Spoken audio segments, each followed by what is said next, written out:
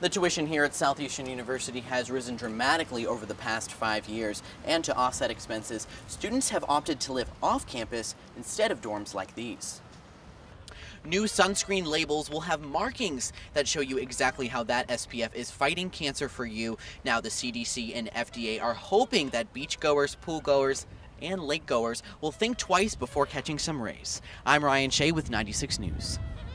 Thank you, Angie. Well, the Division Series in baseball is finally here. In the National League, we have the San Francisco Giants versus the St. Louis Cardinals. And in the American League, it's the New York Yankees and the Detroit Tigers. Game 1 for the American League seemed pretty promising for the Tigers, 4-0 lead until the bottom of the ninth, when Raul Ibanez and Ichiro Suzuki both hit two-run home runs to tie the game to make it 4-4.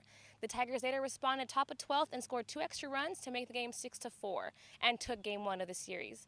Saturday's wasn't the only loss for the Yankees. Shortstop Derek Jeter also left the game with a broken ankle and will miss the remaining games of the season.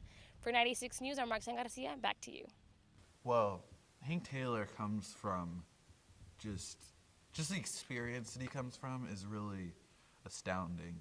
They're actually before, the nationally broadcast television show Unplanned Improv. Before that, there was a very similar show, but not nearly as popular, called Whose Line Is It Anyway? And he kind of took that show and just really just blew it away, just in how they just improved on it and just brought it to a whole new audience and just really changed the dynamic. There's just so many things that he was involved with, his charity work with sports and everything. He donated $17 million to the Argentinian tragedy that happened last year to buy them soccer balls. He bought over 20 billion soccer balls for the country of Argentina, and they loved it.